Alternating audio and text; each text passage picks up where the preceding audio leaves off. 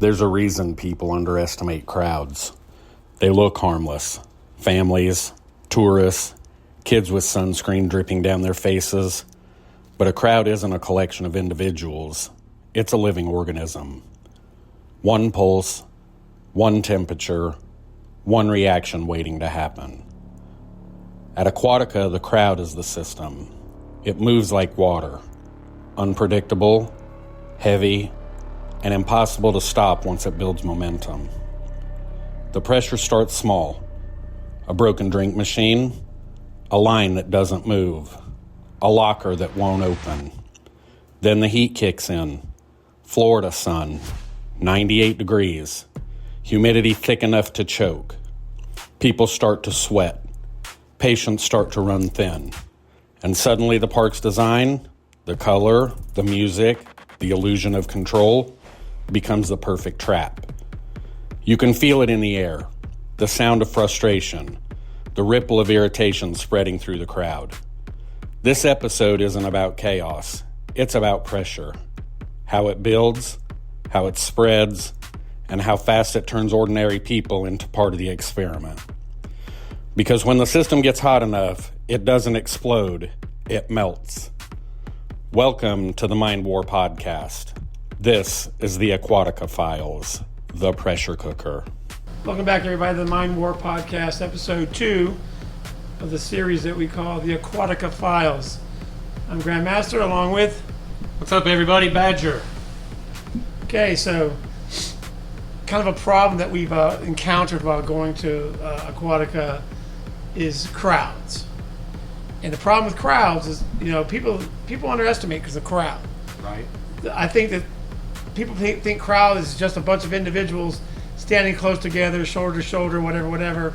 But a crowd is a creature in itself, a living organism. And Aquatica, that place feeds it like a beast. And once that beast wakes up, it doesn't care about rules. It doesn't care about policies or park maps. It moves on instinct. It pushes, it pulls, it swarms. And Aquatica's layout, tight walkways, bottleneck bridges, narrow queues, turns that instinct into pressure. The only thing good about Aquatica, I would say, is it's kind of a circular thing. So you can, you come back around in a full circle. Sure. That's the only positive to the crowds, and there's ways to get away. But, it's always a body bumping and all that. But I think sometimes pressure is the key word, because pressure changes people's behavior. Right. You put 1,000 people in 90-degree heat, shoulder to shoulder, waiting for a ride that's delayed. You're not dealing with guests anymore. You're dealing with a stress system on the verge of snapping. Now, the benefit to Aquatica is you can get into water when it gets hot. Right. Right. So I'll come back to that ride later. So there's some things that can clear up some of that madness that we've encountered or that people encounter. But let's not escape the fact that a lot of it is young kids. Right. And unlike the older people that have maturity and will maybe not snap and maybe not, act immature or get out of line, a lot of these young kids don't have that. Right. And that's where we run into the problem. And that's exactly what happened with the Ray Rush incident. A ride goes down, lines back up, staff is trying to redirect people, but the crowd doesn't want to be redirected. They want answers. They want movement. They want relief. And then what happens when they don't get it? They turn on the nearest authority. Right. That poor lifeguard, or they're not called lifeguards, they're their water safety team or something like that. And they're not turning on these people because they're bad people, but because the environment rewires them. Right. The situation dictates your behavior. All the time. Sometimes and we need to learn as humans to kind of control that. But the stress makes you tribal, heat makes you impatient, confusion makes you aggressive. Well, and when you add all those together with a staff that is not prepared, not mentally, not operationally, they were outnumbered, outpaced, and most importantly, outcommunicated. Well, you can't control a crowd if you can't communicate with it. Well, and it seems to me that, like, when we saw the staff or the water safety team leadership, right? They dismissed a lot of the workers and crowd. and crowd. They walk around with their heads up like they're I don't know what their mentality is or what they're being trained or how to talk, but their communication, they don't have any. And when you don't have, it's the casualty behind the filing system. When guests don't know what's happening and who to talk to, they fill in their own blanks. And, Yep. and as humans, we're not very good at filling in our own blanks when it comes to pressure and being upset or whatever. Well, let's just take you and I for an example. We're stuck in a line. It's moving, then all of a sudden it stops. We've been in this line for 30 minutes. You're kind of trapped now because you're halfway in, there's a full crowd behind you. It stops. First thing you and I are going to do, I'll bet somebody got hurt. The ride broke. Ride broke. Something happened. Oh Yeah. my God. Well, then you start getting nervous. Are we safe? Catastrophizing. Should we even go on this ride? Yeah. What if we die?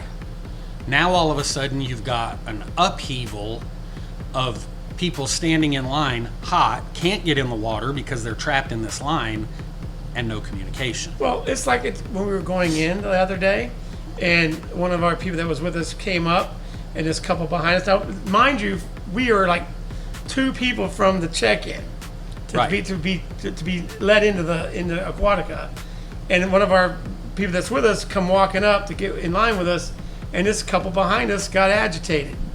So instead of fueling a situation, I turned to them and said, "Hey, do you want to go in front? We'll let you go before us." You know, we did. There was really nobody behind them, but for whatever reason, they were agitated. And I was like, "Hey, you can go in front of us. We don't mean to add an extra person to our party, but he was with us, Right. but had to use the restroom, so you can go ahead." And then the guy got embarrassed because I was being polite. That's how he should handle the situation. But see, he was already hot. He was already agitated, and he was out of towner. Right. So that they don't know how to act when they come here, and not everybody, but this. Well, and to be individual. fair, Floridians don't know how to act with tourists. yeah, We're that's horrible fair. when it comes to tourists. Yeah. So it kind of goes both ways, but it all boils down to that communication. You tried to communicate with him. Yeah. He got embarrassed, kind of shut down. Yeah. It went away. Yeah, and when you try to talk to staff, I think they're trained to say the same thing. "I'm sorry. Right. There's nothing we can do about it. I can put another sticker on your cup since they're stealing from you. It's out of my hands or out of my control." Well, We'll then who do refund you for the locker price. Yeah, Well, but we don't really do it. but we're not addressing the problem. We're just band-aiding so that you'll go away so that we don't have to. And not that Aquatica has ever tried to push us away. No, Clark's it's a how great they're place. trained. It's a great place, but we need to let people know what's going on. Exactly. It's You that. know? It's the communication. Rumors spread faster than water down the slide. Yeah. The ride's broken. Someone got hurt. They're hiding something. None of it verified, but in that moment, everybody believes it. Of course. Well, again, because I think because the crowd wants information, not apologies. They want clarity. They want direction. They want someone who looks like they are actually in control. Right.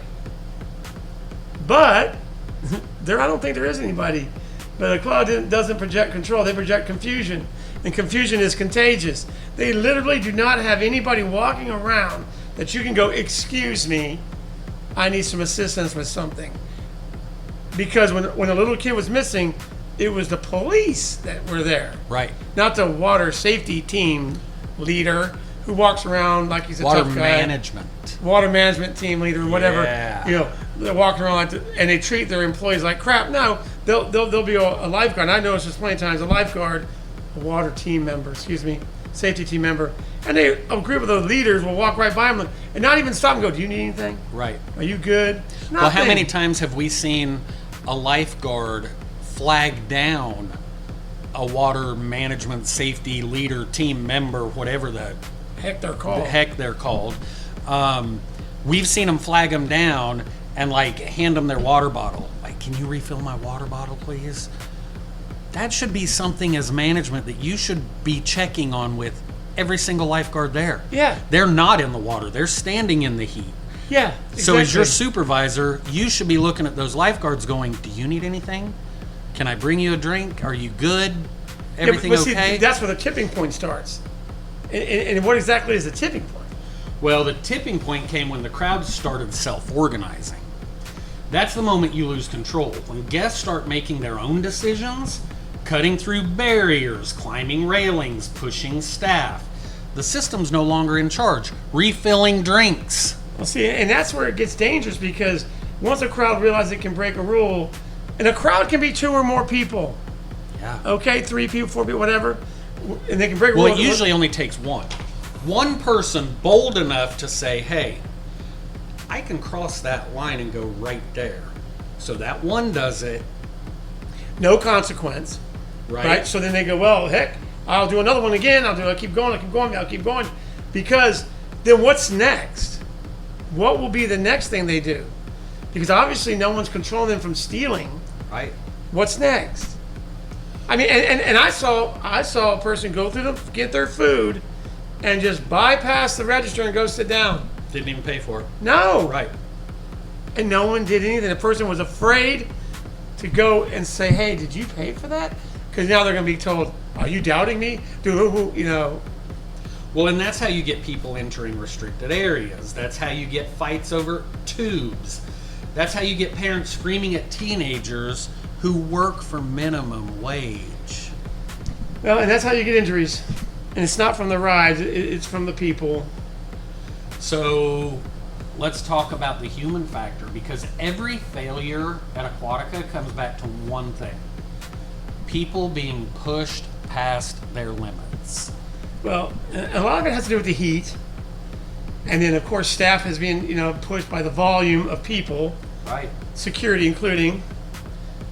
And it's understaffed. I'm sure they're understaffed because, you want to... The place is like any other business. Wants to make money. Right. So less staff, whatever.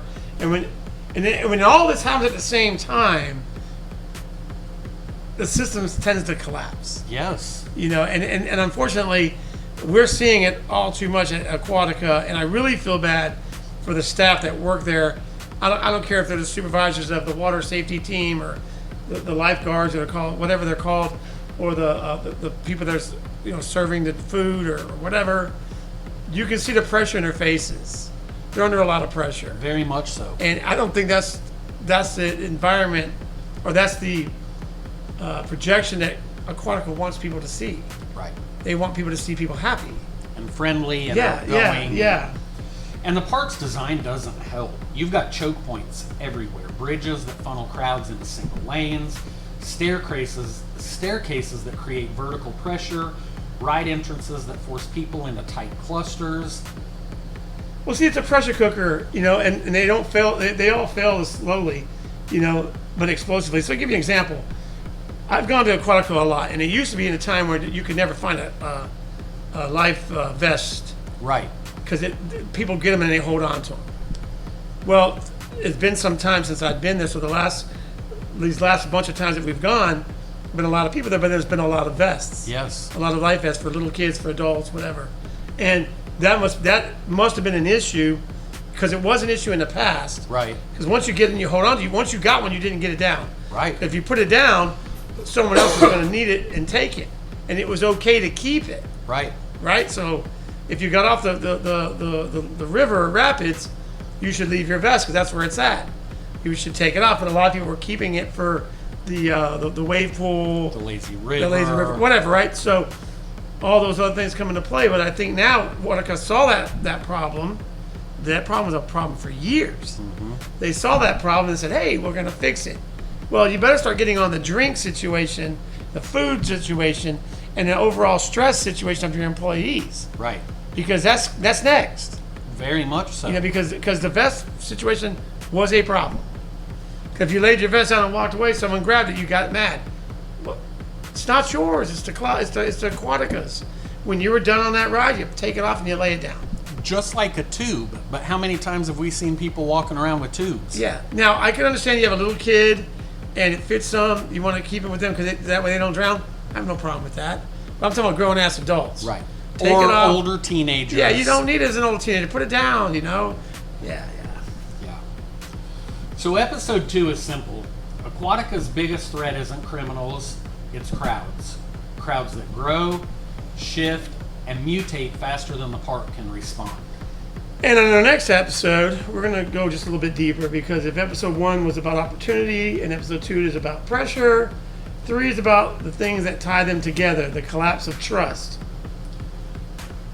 And Tim Bears, when guests stop trusting the system stops existing. And that's where the real danger begins. Yep. And welcome back, folks, to the Aquatica Files. The deeper we go, the darker it gets. I'm Grandmaster. Remember always to be kind. I'm Badger. Have a great day.